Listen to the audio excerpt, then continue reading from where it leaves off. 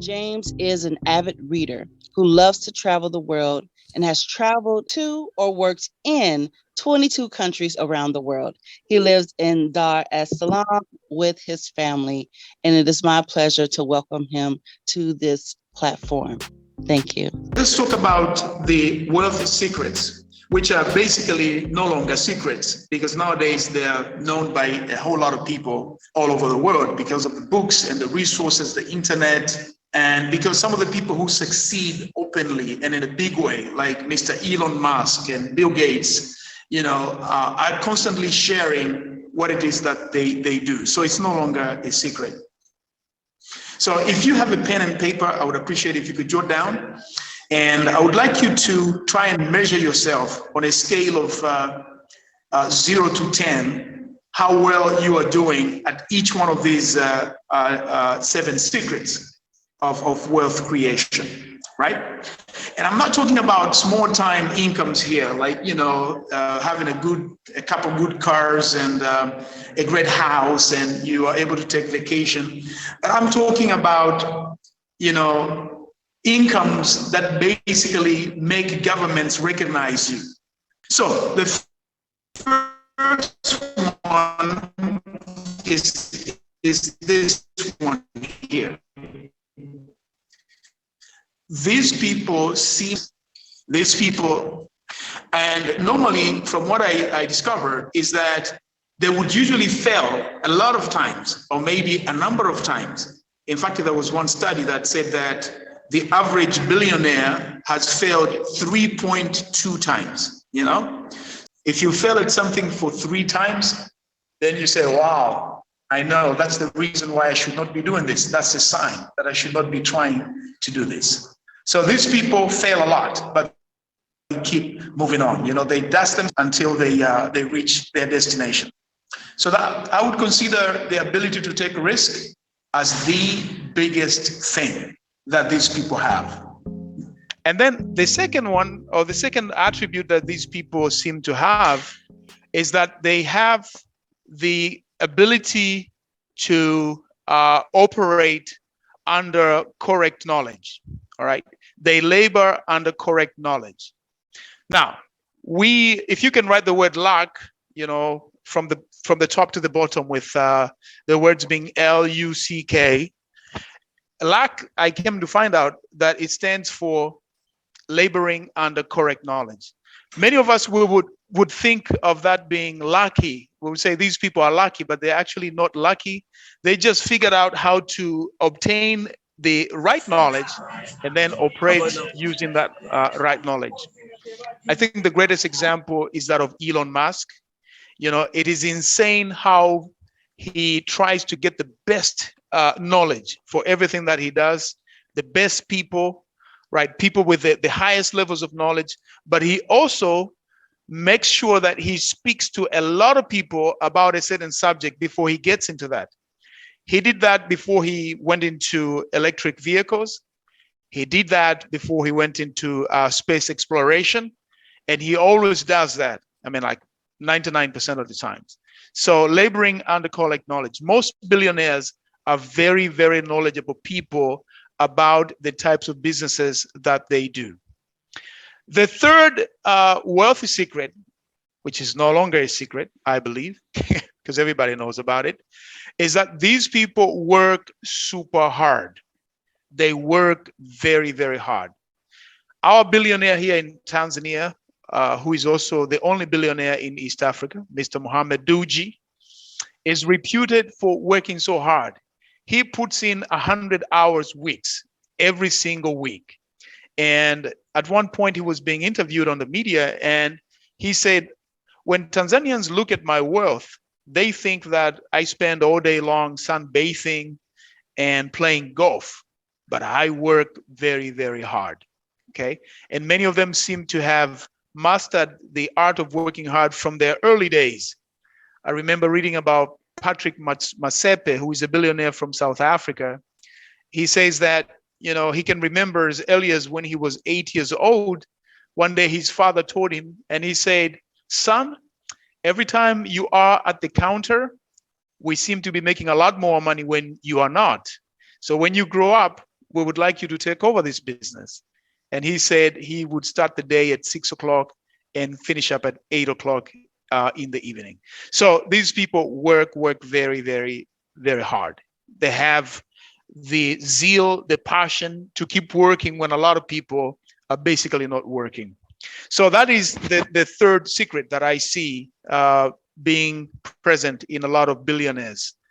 In fact, just the other day, this same guy that I'm talking about, Mohammed Duji, shared a post at about midnight, and he on social media, and saying that he was in the office working at about 12 midnight. Okay, so that's the third component.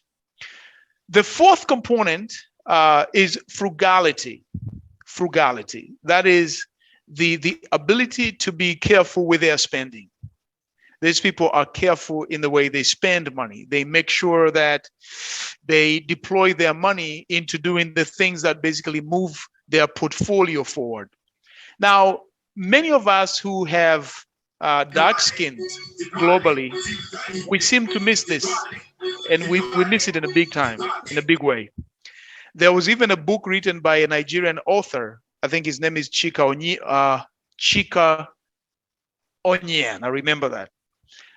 He said that African Americans basically are the leaders of purchasing, the biggest TV screens and electronics and cars and everything, whereas other races, the Jews, Hispanics, the Mexicans, are somehow careful in the way that they spend their money.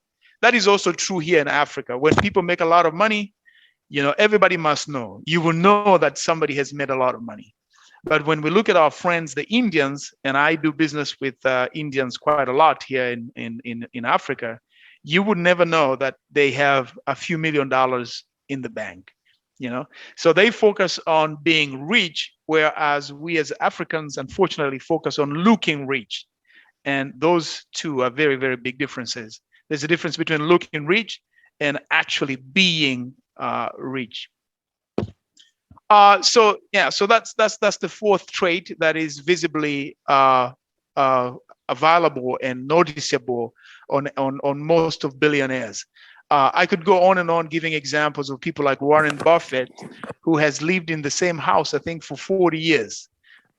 Bill Gates appearing in public, not even having a Gucci belt or a very expensive watch. And the examples, it's Elon Musk right now says he doesn't even have a home. Now, I don't know if a lot of us would make billions of dollars and choose to just live in factories and in the office. I think that's quite challenging. I believe most of us cannot do that. But it goes to say something, that these people are so consumed with their calling and the purpose of their life that they spend little or they spend less of their time worrying about how they look, and to the point of even forgetting about themselves, which I don't recommend, by the way. So we started by giving those four. I said, first of all, these people, they take risks, they work hard, they are frugal in their ways, right? And then we go to another trait. They have a vision. Many of them, they start out with, many of them would not even have a vision when they start out. But research shows that the more they start achieving their dreams, they start believing. It's kind of like a ripple effect. I mean, it's like the chicken and egg situation, right? They succeed a little, and then they get the confidence, then they shoot for higher visions. Once they succeed with those visions, then they have other higher visions. So there are a lot of definitions about what a vision may be or a vision is. But when I came to America for the first time, I think in 2011, I went to this huge leadership conference, and I heard a famous teacher of the scriptures. His name is Bill Hybels, who defined vision in the way that I could never forget. He said that vision is the capacity. Vision is the picture of the future that produces passion among the people that follow you. Vision is that picture of the future that creates passion and desire inside of people. In other words, when you begin to describe your vision and what it is that you're aiming for and where you're going, people around you become energized. They become enthusiastic about your vision, and they're able to rally behind you in accomplishing of that vision. Another trait which I think is extremely important, and it's basically available to a lot of the most successful people in the world today, is this: they are obsessed about their customers. They are so customer centric or customer driven, such that most of the thing they think about their customers almost all the time. This is a major difference between people who don't become hugely successful in business and against those who become really, really very successful. Even here in Africa, we see that that's the song of the billionaires. They think about their customers when they're taking showers, when they're having lunches, when they're driving, when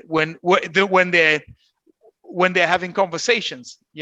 They always think, how can I add value even more to my customers? How can I please my customers more? How can I exceed their expectations? Customer centricity. I think there in America, you are lucky because this is a huge element. I remember hearing about a gentleman who owns an online shoe store, Zappos. His name is Tony Shea, saying that, we're in the business of delivering happiness. We're in the business of delivering happiness to our people. So I find that to be the norm, even here in Africa. The most successful people, the billionaires we have around the globe, they live this fact. Now, I think those are basically the 5 major secrets that I would say that the most successful people usually have. The break, I would like to acknowledge a couple of people, and Fred Jordan, president of the African American Chamber of Commerce, San Francisco. Are you there, Fred? I am. What about Ron? Yes, I can hear you. Well, I can be here. This is a great lecture that we must acknowledge and take heed, and if we're going to move forward. So I appreciate you inviting me to be here. Another person I'd like to thank you so much, Fred. Another person I'd like to introduce is Ron Swenson. Ron has an incredible project that he's doing in South Africa. Are you there, Ron? Hello, Ron. Yes, hello. Nice to meet you. The Futran Group is developing solar transportation, and we look forward to hearing more about your programs. Thank you for coming, Ron. I just wanted to say thank you so much for all of you for coming and being a part of our meeting this morning, our seminar. This is our first one, and we look forward to getting together and doing this on a monthly basis. We meet every Monday as a group, but we have these seminars coming up every last Saturday of the month. We're going to be focused next time around on some really exciting things. We're looking to bring on millionaires from Africa, angel investors from here in America, to our next meeting on the 25th of June.